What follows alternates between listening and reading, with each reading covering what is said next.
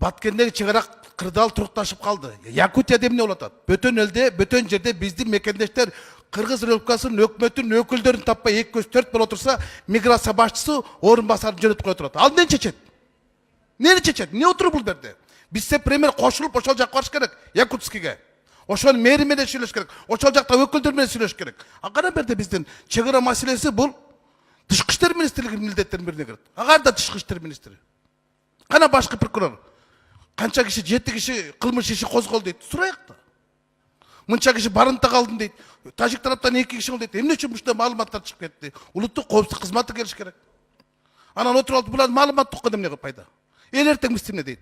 Ошондуктан миграция башчысын бирге кереги деле жок, буга суроо деле жок болуш керек. Буну тез арада вице-премьерди коштуруп Якутияга жөнөткүлө. Рахмат.